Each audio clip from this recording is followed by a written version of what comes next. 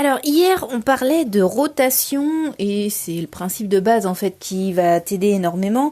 Si t'as loupé ce podcast, je t'invite à l'écouter parce que aujourd'hui on va aller un peu plus loin et c'est intéressant de pouvoir comparer, d'avoir la première étape.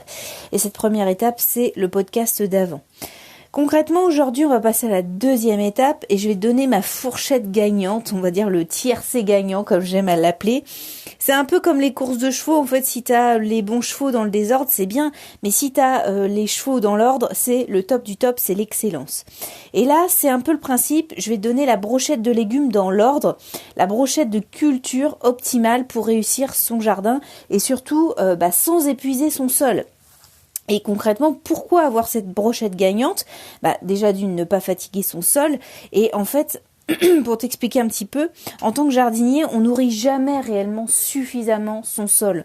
On n'a jamais les ressources suffisantes pour régénérer son sol de manière optimale et durable. Et donc, c'est pour ça qu'on applique le principe de la rotation pour éviter que ton sol s'épuise. Et chaque famille de légumes va puiser de manière déjà d'une différente dans ton sol. Elle va puiser des nutriments différents. Et chaque famille va puiser de manière intensive ou faible en fonction de la famille à laquelle elle appartient. Certains légumes vont puiser beaucoup de nutriments dans ton sol, d'autres beaucoup moins. Et or, en alternant en fait d'une année sur l'autre une famille qui va puiser beaucoup de nutriments et une autre famille qui va puiser peu de nutriments, tu vas faire en sorte en fait que ton sol s'épuise beaucoup moins que si tu avais mis de manière consécutive deux familles de légumes qui vont puiser beaucoup dans ton sol. Alors, je te fais pas plus attendre. Je t'invite à noter par contre ma brochette gagnante parce que c'est important de la noter, ça peut t'aider pour la suite. Le but de mes podcasts, c'est de t'aider au quotidien.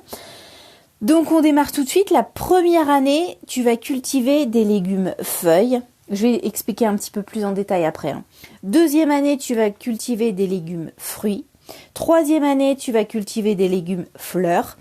Quatrième année, tu vas cultiver des légumes racines. Donc feuilles, fruits, fleurs, racines.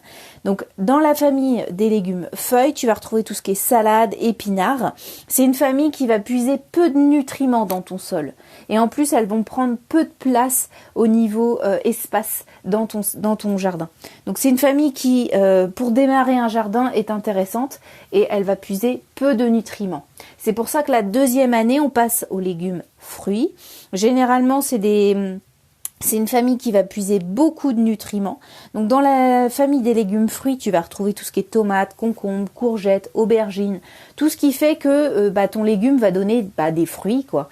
Et donc va aller au-delà de la fleur. Donc je vais t'en parler un petit peu plus après. Mais bon voilà, tout ce qui est tomates, concombres. Troisième année, on va passer aux légumes. Enfin, légumes, j'appelle ça des légumes, mais parce que ça peut s'apparenter, ça peut arriver dans ton assiette. Les légumes fleurs, en fait, c'est tout ce qui est, tu le sais, on peut consommer des fleurs, donc ça peut être des capucines, ça peut être des choses comme ça. Ça peut être également des engrais verts, par exemple la luzerne. Moi, j'en ai pas mal pour mes lapins, donc ça m'aide pas mal. La moutarde, il y en a plein des engrais verts. D'ailleurs, je pense que je te ferai un podcast un peu plus poussé sur les différentes variétés qui peuvent être intéressantes pour toi. Mais engrais verts, pardon, et fleurs, ça peut être très intéressant parce que après les tomates et les concombres, etc., qui ont puisé énormément dans ton sol, tu as besoin d'une variété de plantes et de légumes qui va faire en sorte d'aérer ton sol, ça va être le cas pour les engrais verts, et qui va ne pas trop puiser dedans. Et donc en mettant des engrais verts ou des fleurs, tu seras moins en attente derrière ces parcelles-là et ça permettra à ton sol cette année-là en fait de lui laisser un peu comme une jachère en fait, et c'est ces engrais verts, c'est ces fleurs-là qui vont permettre justement de régénérer ton sol. Ensuite, en quatrième année, les légumes racines, et donc forcément ils vont passer après les engrais verts, donc forcément le sol se sera régénéré et donc tu auras des légumes racines beaucoup plus facilement et naturellement que s'ils étaient passés après un légume comme la tomate ou comme les concombres.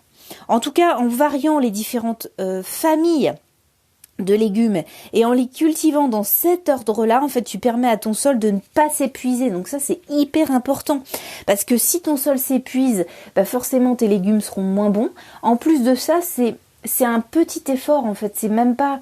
ça peut être une fourchette qui peut être très facilement applicable dans ton jardin et qui va te demander très très peu d'efforts. C'est juste au moment où tu vas appréhender le plan de ton jardin, si tu pars sur cette fourchette-là, ça va te demander peu d'efforts et ton jardin va être vraiment en meilleure santé. En tout cas, au niveau de son sol, tu vas pouvoir partir sur une très très bonne base.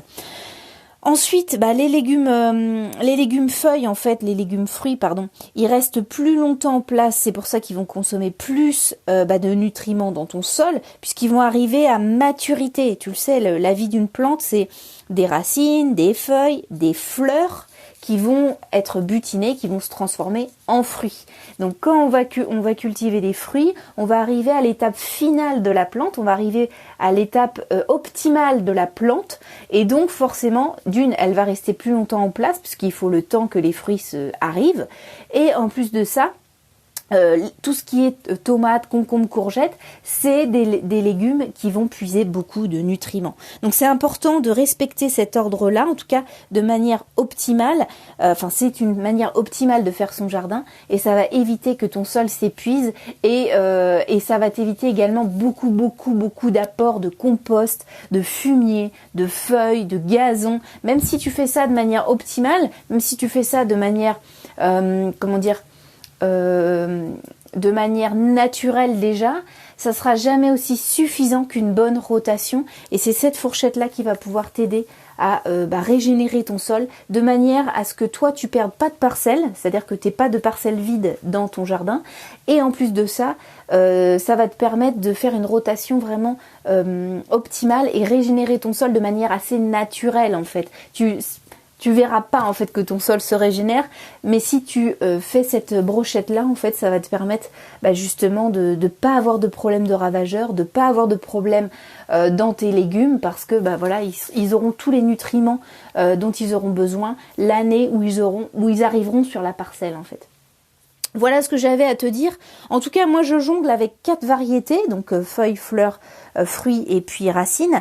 Moi je trouve que c'est important de jongler au maximum, de faire une vraie rotation parce que justement ça optimise au maximum ta parcelle et puis les fleurs ça donne un peu de gaieté au jardin et il y a toujours des petites parcelles qui peuvent être intéressantes. En tout cas j'en ai déjà parlé dans mes podcasts, ça s'appelle l'arme fatale du jardin, c'est les fleurs et donc si ça t'intéresse tu peux écouter également ce podcast là qui peut être un complément de celui-ci. Écoute, si tu veux aller plus loin avec moi via mes conseils, etc., si tu veux plus de conseils, plus d'éléments, plus d'astuces, écoute, n'hésite pas à t'abonner à mes podcasts. Tous les matins, je publie un nouveau podcast sur des astuces, sur mes erreurs, sur des retours d'expérience. Donc n'hésite pas à t'abonner sur SoundCloud, je vais y arriver, et puis sur YouTube. Qu'est-ce que j'ai à te dire d'autre ? Écoute, tu peux également m'envoyer un mail sur gojardin@gmail.com, ça s'écrit g2ojardin@gmail.com. Si tu as des questions, si tu as des problématiques dans ton jardin, s'il y a des choses que tu n'arrives pas à régler dans ton jardin, écoute, n'hésite pas à m'envoyer un message avec juste une petite photo en me disant j'ai tel problème dans mon jardin, est-ce que toi tu pourrais me trouver une solution ? Et j'essaye de te répondre de manière anonyme dans un podcast la semaine suivante. Voilà ce que j'avais à te dire. N'hésite pas à t'abonner ou même à liker, ça fait toujours plaisir. Et puis moi je te retrouve demain avec un nouveau podcast. Allez, salut, à demain!